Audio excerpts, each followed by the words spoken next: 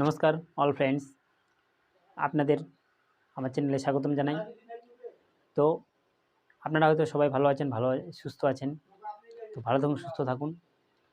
তো পেশেন্স নিয়ে, ধৈর্য নিয়ে একটু অল্প গ্রামার শেখার আগ্রহ করুন। তাহলে আমরা কি পরবর্তীতে, এর আগেও বলেছি, আমাদের ইংরেজি শিখতে খুব সহজ হবে। তো বিশ্বাস রাখতে হবে।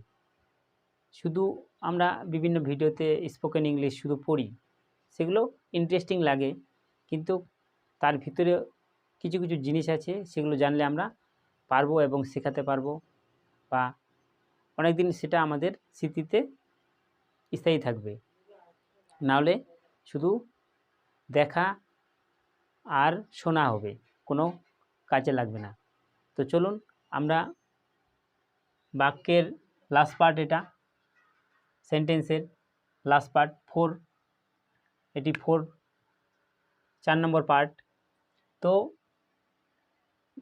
এই বিষয়টা গুরুত্বপূর্ণ বিষয়, সেন্টেন্স গঠনের শর্ত। তো আমরা লাস্টের দিকে পৌঁছে গেছি। তো কি করে গঠন করব, কোন দিকে লক্ষ্য রাখবো, সেটা আমাদের মাথায় রাখতে হবে। তো কথা বেশি হলেও বোঝাতে একটু কথা মনে হচ্ছে বেশি, কিন্তু আরামসে মনোযোগ দিয়ে শুনতে হবে, ধ্যানসে বোঝার ব্যাপার আছে।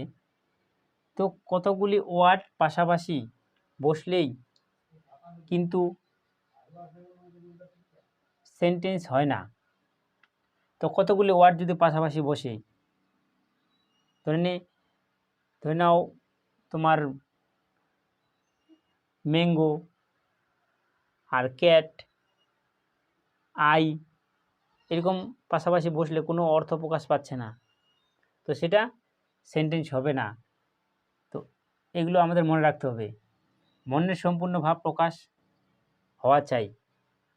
মনের, আমি যেটা বলছি সেটা সম্পূর্ণ, অর্থটা যেন বুঝতে পারে কেউ, তো সেদিকে খেয়াল রাখতে হবে। এটা একটা শর্ত গেল। 2 নম্বর শর্তে ভার্ব থাকবে, সেখানে ভার্ব, ক্রিয়া থাকবে, ছাড়া ইংরেজিতে কোনো সেন্টেন্স গঠন হয় না।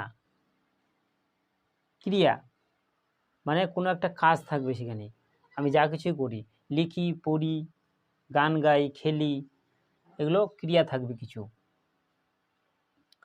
তো 3 নম্বরে প্রতিটি সেন্টেন্সের প্রথম লেটার, মানে প্রথম অক্ষরটি সবসময় ক্যাপিটাল দিয়ে শুরু হয়, বড় হাতের দিয়ে শুরু করতে হবে যে কোনো বাক্যের লাইন।